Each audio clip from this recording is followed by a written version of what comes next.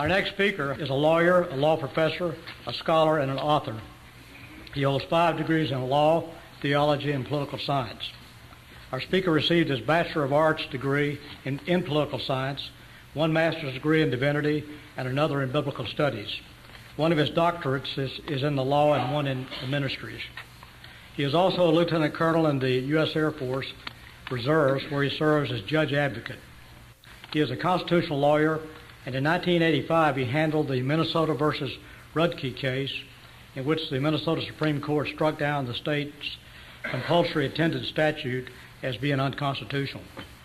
Our speaker also has a video and an audio entitled Institute on the Constitution that you'll find on the table in the foyer. Tonight's speaker is the author of 5 books, including The Christian Legal Advisor, God and Caesar, Christianity and the Constitution. He's written numerous articles and is a contributor to the New American. In fact, he had an article just recently. It's a real pleasure to have with us today Dr. John Eidsmoe.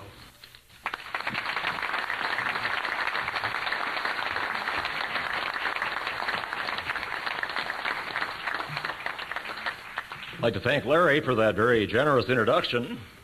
Reminds me of an incident several years ago when I was at an Air Force Lawyers Conference at Maxwell Air Force Base, and they introduced a speaker saying he's such a great speaker that every speech he gives is better than his next one. Well, this is the second time that I've spoken to a council meeting like this. The other time was in Oklahoma City about maybe 10 years ago. And if this is the last time I speak, maybe that's evidence that the speaker they were talking about there might have been me, or maybe like me. Our son David graduated from the Air Force Academy last May, and we're very proud of that. The honor code of the Air Force Academy is, "We will not lie, cheat, or steal, or tolerate among us those who do." The rumor among the cadets was that that's why President Clinton had to send General Ryan to give the commencement address.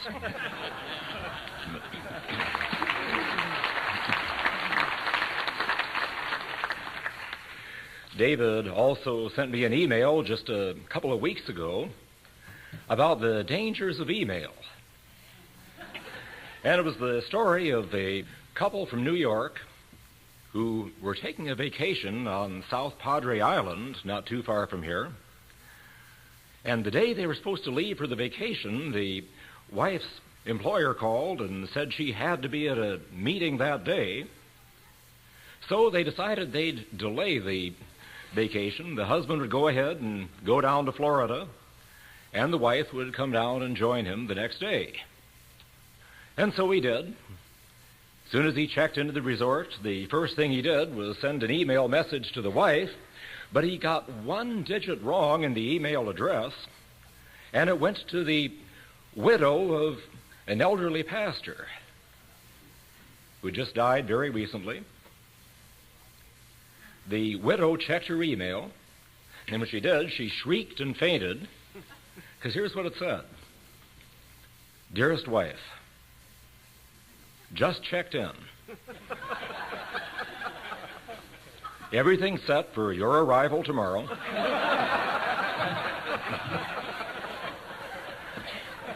Eternally yours, your loving husband. P.S. Sure is hot down here."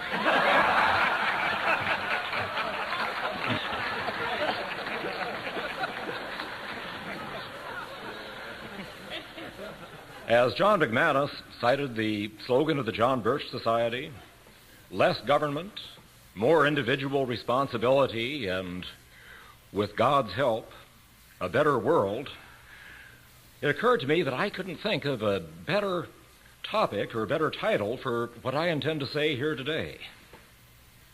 Less government. I'm afraid that's not the direction that we're moving. But I recall some years ago in Montgomery, I was involved in a radio debate with the school superintendent over a proposed tax increase to benefit the public schools. I was opposed to this, primarily because, number one, the values being taught in the system were wrong, and number two, the methods used for teaching those values was equally wrong. And my position was get the direction of education right, and then we're willing to start talk about money. Well, one of the things I tried to make the point of there is that money itself does not guarantee quality education.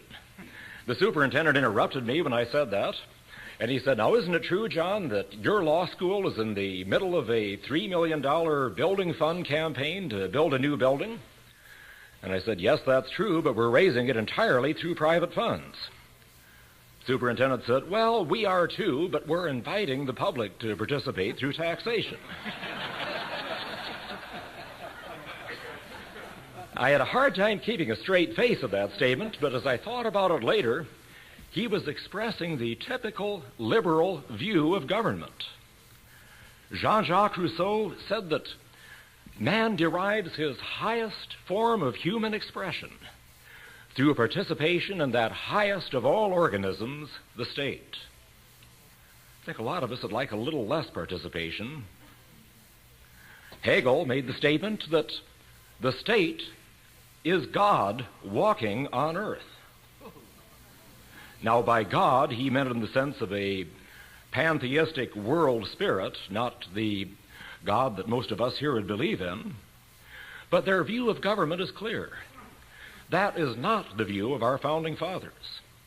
George Washington put it very clearly when he said, government is not reason, it is not eloquence, it is force. Like fire, it is a dangerous servant and a fearful master. Thomas Jefferson said, in questions of power, let no more be said of confidence in man, but bind him down with the chains of the Constitution. That was their view of the Constitution.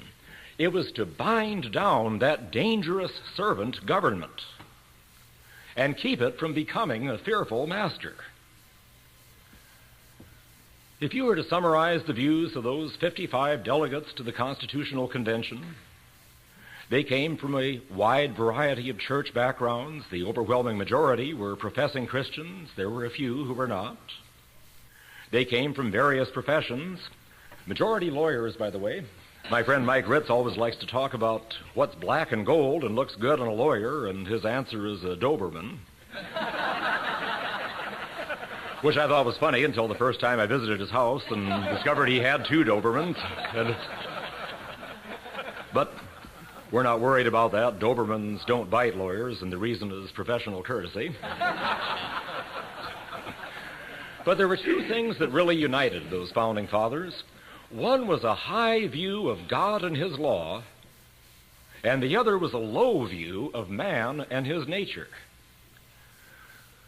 The deists, the Christians, all the way to the sternest Puritan, recognize that there is a higher law above man's law, to which man's law must be held in order to be valid. And they also knew that man is not basically good. They didn't hold any of the nonsense of the architects of the French Revolution, a group of self-appointed thugs who staged a coup d'etat and called it a revolution, representing nobody but themselves. Very quickly, it degenerated into anarchy and chaos and a bloodbath as they exterminated the aristocrats, and when they ran out of aristocrats to exterminate, they started exterminating each other, which I would argue was the only good thing they ever did.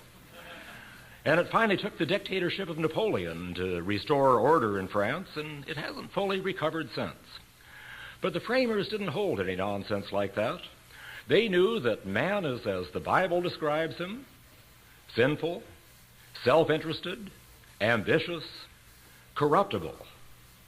And accordingly, they knew that man cannot live in a state of anarchy. He needs government for law and order, but also that man cannot live in a state of total government because the rulers have the same sinful nature as everybody else.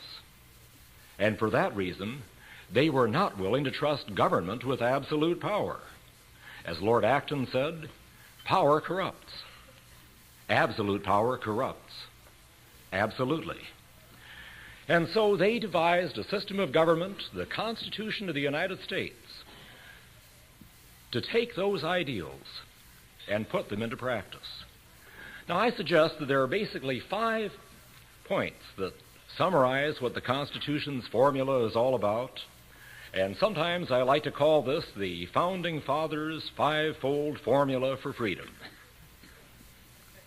First principle, government of limited delegated powers. The idea that government does not have all power, not even all power except where the Constitution forbids it.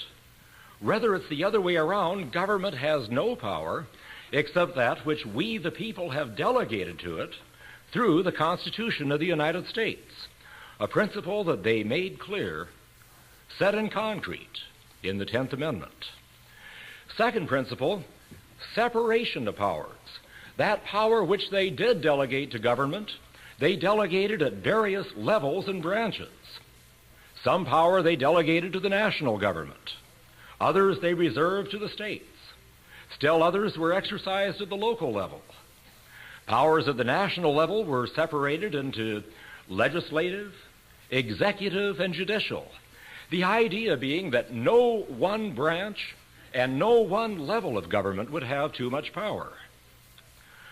A third principle, checks and balances. The idea of separation of powers came in part from Blackstone and in part from Montesquieu, but the idea of checks and balances among those branches and levels came from John Witherspoon. Now, John Witherspoon was a Presbyterian minister, came to the United States from Scotland to become president of a little college. They call it the College of New Jersey. Some of you may have heard of it. It's changed its name recently. It's called Princeton today. And John Witherspoon lived on campus, got up at 5 every morning to drill his students on Bible and rhetoric and theology and law and government. He himself had been a student of the works of Montesquieu and Blackstone, but he stressed that you couldn't just let each branch of government go off on its own, or each one would take on too much power to itself. Rather, you need to have checks and balances back and forth so that each one would check the power of the other. One of his students, who came to study theology and stayed a semester after graduation so he could study Hebrew and read the Hebrew laws in the original language, was James Madison, who many call the father of the Constitution. And in fact, out of those 55 delegates to the convention, no less than 9 of them had been Witherspoon's students at Princeton. Checks and balances. Another principle, reserved individual rights. The framers were not willing to trust absolute power even in the hands of a majority of the people. In a republic, the majority generally runs things. But the minority has certain rights that even the majority cannot take away. I heard a good definition of the difference between various forms of government. A democracy, in other words, pure, unbridled majority rule, a democracy is 3 wolves and 2 sheep voting on dinner. A republic is 3 wolves and 2 sheep electing a committee to plan dinner. A constitutional republic, like our founders developed, is a system in which voting on dinner is prohibited and in which the sheep are armed.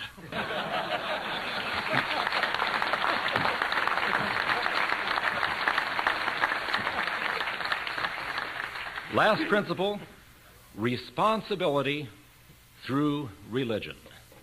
The framers certainly didn't advocate a state church, and my critics to the contrary, neither do I. How many of you really think I want Bill Clinton heading the church? But they did believe that moral responsibility is necessary for freedom. John Adams put it this way: our Constitution was made only for a moral and religious people. It is wholly inadequate for the government of any other. What he meant was that people need control. Either that is going to be self-control from within, or else government is going to have to supply it from above. And believing as they did that people just left on their own, due to their basic nature, don't have that capacity for discipline or virtue, they sought religion as the means of inculcating that virtue in the people.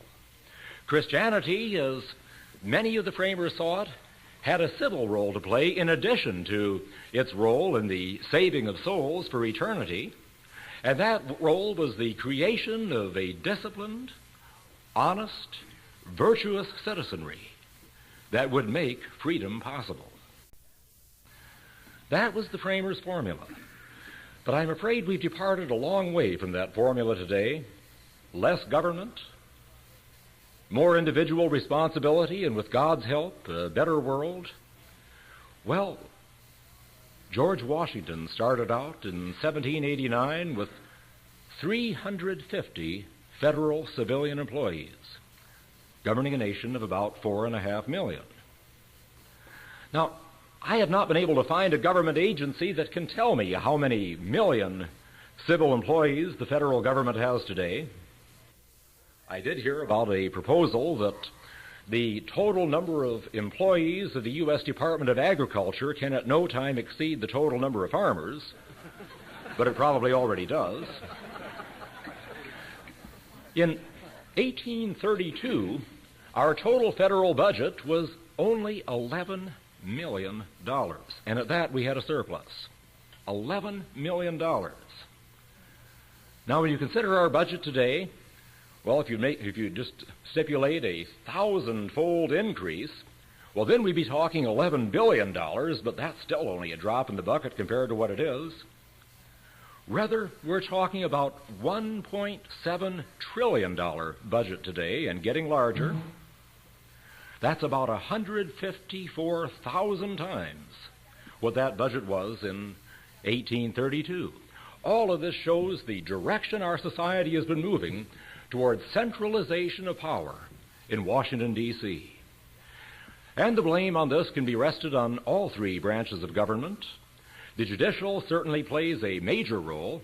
Alexander Hamilton said in the Federalist Papers that the Supreme Court, the judiciary, is the least dangerous branch of government because its role is limited to interpreting the Constitution and laws of the United States. There are two things Hamilton did not anticipate. One of these is what we call the incorporation doctrine, a doctrine that the rights of the Bill of Rights, which, as they were originally drafted, applied only to the federal government. Read the First Amendment, Congress shall make no law. Doesn't say the state or the school board can't. And if there's any doubt about that, Chief Justice Marshall in 1833, Barron versus Baltimore, said that the Bill of Rights restricts only the federal government, and when individuals feel their rights are violated by state and local governments, they look to their state and local courts and state and local constitutions for redress. And each state constitution has a Bill of Rights. But in 1868, with the adoption of the 14th Amendment, a clause in the 14th Amendment said that nor shall any state deprive any person of life, liberty, or property without due process of law. And the court, over a period of time, starting in the 1930s, it took them 70 years after the 14th Amendment was adopted to come up with this view, decided that that phrase, liberty and due process, in that clause, incorporates the rights mentioned in the Bill of Rights, or at least most of them, and applies them to the state and local governments just as to the federal government. That's one of the reasons that you've seen such an explosion of federal constitutional litigation in the last several decades. The role has been expanded by judicial fiat. Another thing Hamilton never anticipated was the living Constitution approach. Chancellor Kent, a man who regarded Hamilton as the greatest lawyer who ever lived, said that if judges are not bound by the plain wording and original intent of the Constitution, then they are free to roam at large in the trackless fields of their own imaginations. And I'm afraid that's exactly what's been going on in the last several decades. Part of it is because the very attitude toward truth itself has changed. The framers viewed truth and law as being fixed, being absolute, being unchanging, and being rooted in God himself.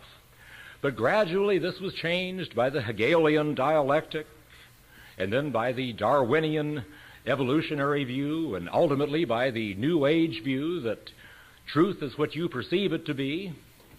A story was told about a math convention where a classical math teacher said, "Well, I've always taught that 8 minus 4 equals 4. The Hegelian math teacher said, "Well, I teach that there was a thesis once that 8 minus 4 equaled 4, but then an antithesis arose that 8 minus 4 equals 6, and eventually a synthesis developed that 8 minus 4 equals 5. The Darwinian math teacher came along and said, "I teach you just a little bit differently. I teach that 8 minus 4 used to equal 4, but the 4 gradually evolved into a 5. And then the New Age math teacher said, "Well, I don't teach that 8 minus 4 equals anything. I have my students write an essay telling how the number 8 feels about having 4 subtracted from it."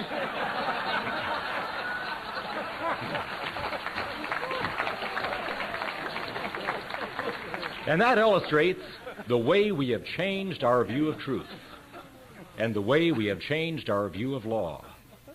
And so, with that perspective, what the framers meant by establishment of religion or freedom of speech or commerce or general welfare is not what is controlling today. As a result, you see a court creating new rights out of thin air, like the right to abort a baby or the right to engage in homosexual sodomy. Neither of these are found anywhere in the Constitution, but Justice Blackmun in the Roe versus Wade decision says that when you look at the Bill of Rights, there are emanations from the Bill of Rights. And these emanations form penumbras. Penumbra means a shadow or an aura. And that various rights like privacy and abortion, and if Blackmun had had his way, sodomy would be added to that. He didn't get his way on that one. That these are found in the penumbra formed from the emanations.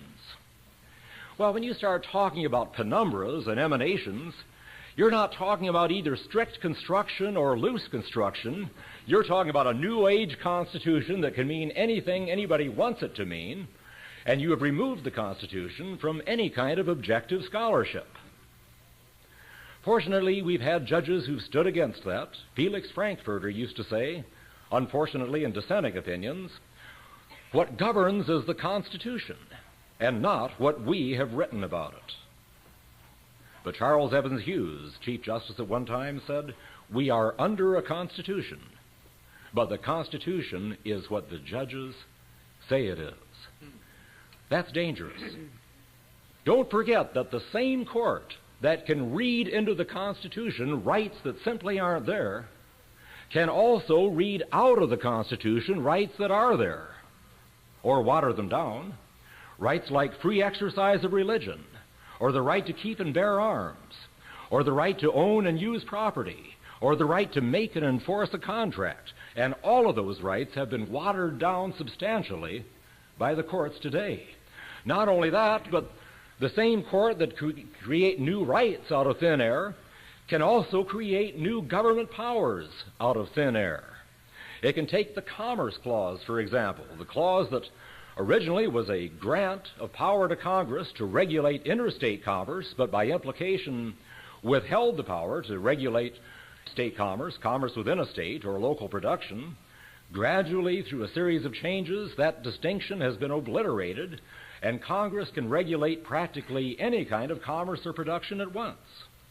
The General Welfare Clause, which was both a grant of power to tax and spend for the general welfare, but withholding power to tax and spend for the specific welfare of individuals or regions or groups, has again gradually been obliterated, and now Congress can spend for the welfare of practically anyone or anything it chooses.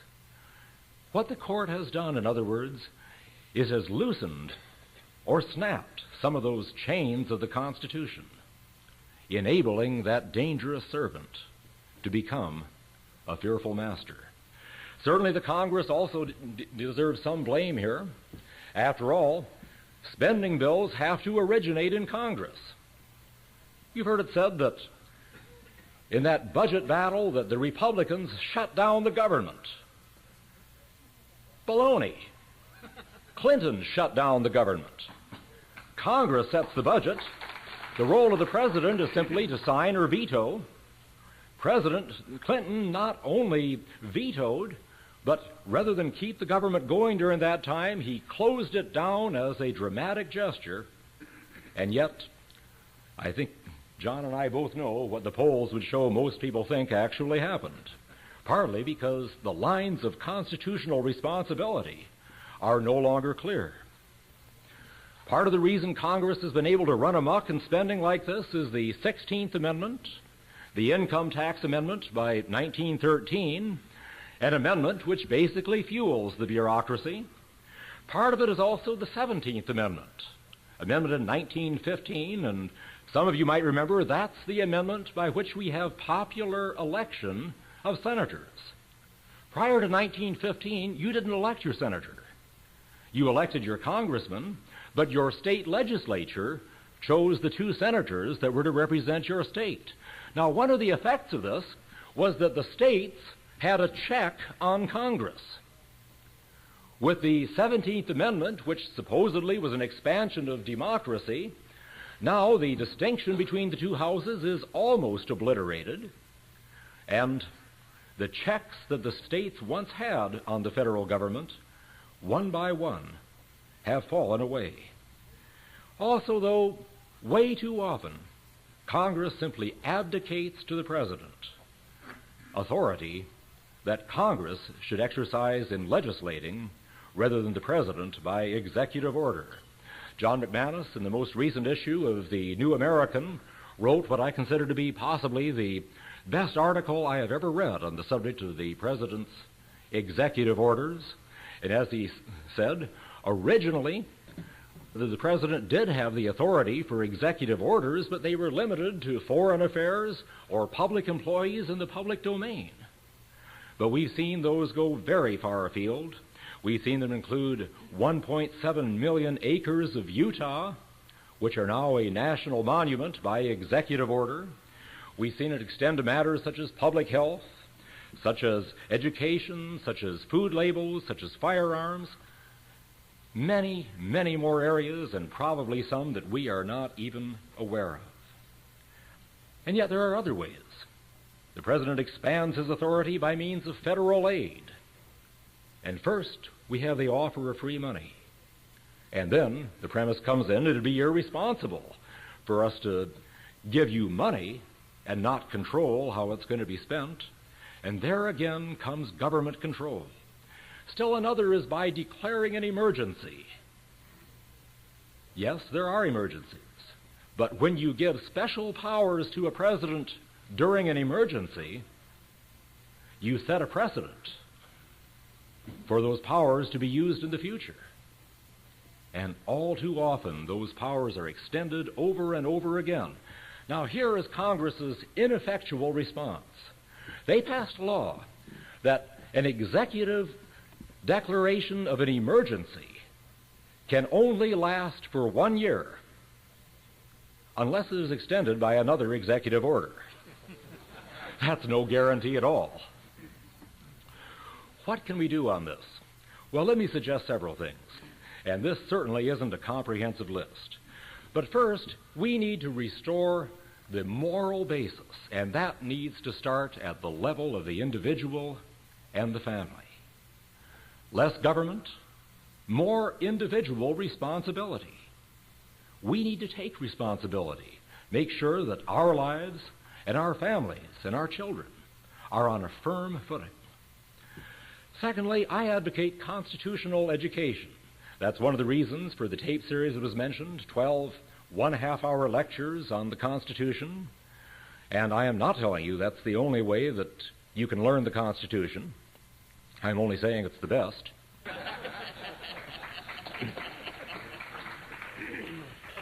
Well, I'm going to mention somebody here. I'm going to mention a man who I regard as an American constitutional hero. How many of you have ever heard the name Horatio Bunce? Few of you have, okay. Horatio Bunce lived in the 1830s. He was a farmer in Tennessee, never held public office, regarded by his neighbors as a man of a lot of good common sense and well-read, well-informed. But he had a congressman that you're all familiar with, Davy Crockett. Crockett was campaigning for re-election, and he saw Horatio Bunce and approached him to introduce himself and ask for his vote.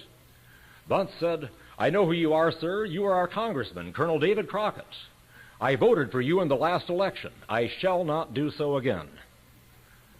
Crockett asked why, and Bunce said, "Because you violated your oath of office to uphold the Constitution of the United States." Crockett asked how he did that. "Remember that vote you cast for relief for those fire victims in New York?" "Well, yes," Crockett said, "but you can't begrudge that. We had a surplus in the Treasury." By the way, Treasury surplus is dangerous. In some ways, maybe more dangerous than a deficit. When government has a surplus, they look for new ways to spend it. And the amount was small. It was a genuine need. Bunce said, "It's not the amount, sir. It is the principle. You are authorized by the Constitution to tax and spend for three purposes and three purposes only. To pay debts, and you know this wasn't a debt. To provide for the common defense, and you know this had nothing to do with defense. And to promote the general welfare. And this was not for the general welfare of the United States. It was for the specific welfare of those fire victims. You violated your oath. I shall not vote for you again." Crockett said, "You know, you're right. And I can't ask you to vote for me, but if you'll call a meeting of farmers, I will come to that meeting. I will publicly apologize for that vote and promise never to vote that way again." Well, Bunce called the meeting. Crockett made the apology. History does not record whether Bunce voted for him, but Crockett was reelected. And in the next session of Congress, there was a proposal for a pension for a widow. It looked like it was going to pass when Crockett stood up, and he recounted his promise to Horatio Bunce. And he said, "This is not a debt. This is not for defense. And this is not for the general welfare. I am the poorest man in this house. I cannot vote for this bill. But I'm willing to donate 1 week's pay to this widow, and if everyone on the floor will do likewise, it'll be more than the bill calls for." Well, the bill was then defeated. But when Crockett passed his coonskin cap, he found that he was the only one who contributed, and he observed that congressmen are much more willing to spend the taxpayers' money than their own.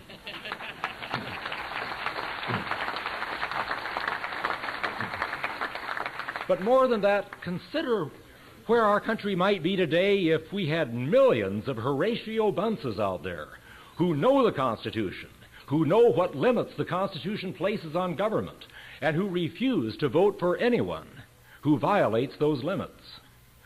Where would we be if we had several hundred congressmen like Davy Crockett, who either know the Constitution or are willing to learn from somebody like Horatio Bunce? Constitutional education isn't the whole answer, but it's part of it. I could talk about the need to repeal the incorporation doctrine. One of the best ways of doing that is to pass new constitutional amendments at the state level by which we protect our rights more strongly than they are at the federal level. In Alabama, in the last election, we passed a constitutional amendment, the Alabama Religious Freedom Amendment, by which free exercise of religion is now better protected in Alabama than it is at the federal level. Practical effect of this is if I have a free exercise case to bring, I'm going to bring it in the state courts, not the federal courts. In other words, this may be one of the best ways gradually that the incorporation doctrine can be undone. Now, one of the reasons for the incorporation doctrine, frankly, is that many times state and local governments were irresponsible and downright wrong in the way they failed to protect civil liberties. And therefore, ACLU lawyers made an end run around the Constitution and around the states and went directly to the federal courts with the incorporation doctrine. But the practical effect of this is that the protection of human rights is now almost entirely a federal matter, with state courts merely mimicking what the federal courts do. In the long run, are human rights really more secure in the hands of an unelected federal judiciary than in the hands of state and local authorities and state constitutions and bills of rights? I don't think so, and I think it's time for the incorporation doctrine's repeal, maybe by the gradual means that we hope is going to work in Alabama. There's much more I could talk about. I'd like to talk about the doctrine of interposition, that is, the duty of the lesser magistrates, the state and local governments, to interpose themselves between the people whom they represent and the higher magistrates, the federal government. I could take plenty of time to develop that, but I think I'm over already. But let me add one thing more, and that's that I think we need to develop in our own minds a warrior spirit as we approach these matters. People have asked me, do you think there are going to be liberals in heaven? And my answer is yes. Because heaven is a place of perfect happiness. And I couldn't be happy if I didn't have liberals to fight. It's been a pleasure being with you. God bless you.